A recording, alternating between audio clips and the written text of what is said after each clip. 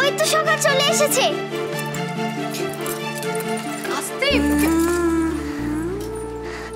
সকাল চলো চলো, তোমার জন্য অপেক্ষা করছিলাম। ভোজন শুরু হয়ে গেছে যে, চলো চলো। না গোসাই, আমি যেতে পারবো না।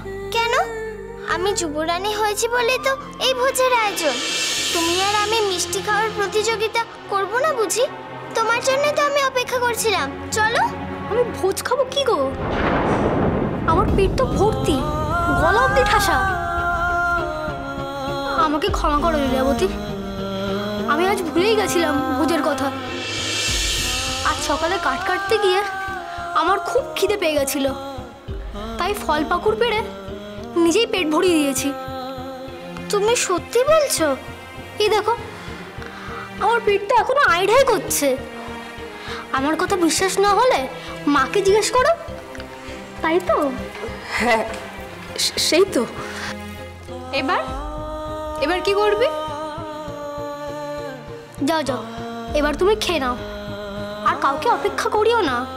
সবাই তো তোমার জন্যই ভোজ খেতে এসেছে, তুমি সেখানে না গেলে হয়? তুমি যাও। সেই ধুর, তুমি যে কি করো না সখা। আমি ভেবেছিলাম তুমি আর আমি খাওয়া প্রতিযোগিতায় কত আনন্দ করব। যাকগে, আমি খেয়ে আসি, তারপর কিন্তু তোমার সঙ্গে আমি খেলবো। হ্যাঁ হ্যাঁ, খেলবি, অনেক খেলা করবি। এবার চল, কত দেরি হয়ে যাচ্ছে বলতো। চল মা।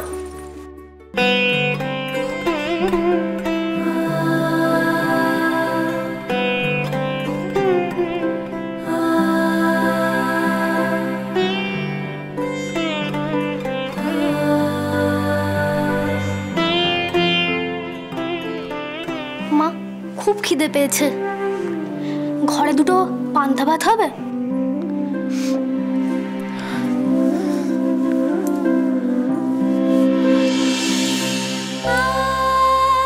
তুই সেদিন রাজকন্যাকে মিথ্যে কথা বলিসনি? ও তোর সই নয়? তুই কি ওকে ভালোবাসিস নে? তাহলে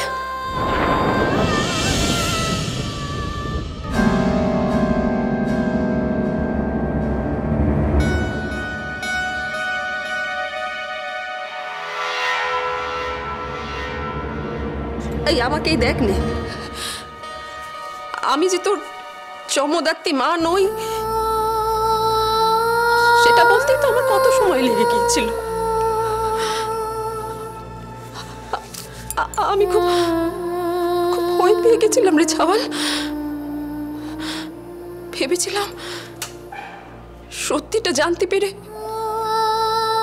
তুই যদি আর আমার কোলে ঝাঁপিয়ে না আসিস, আমাকে মা বলে না ডাকিস, এই হতভাগী যত্নী কাটুরানির কোল খালি করে তুই যদি নিজেকে সরিয়ে নিস, আমাকে ছেড়ে চলে যাস, আমি যে খুব ভয় পেয়ে গেছিলাম রে ছাওয়াল। খনার কাহিনী, সোম থেকে শনি সন্ধ্যে 7:30টায় আকাশ আট ও প্ল্যাটফর্ম 8-এ।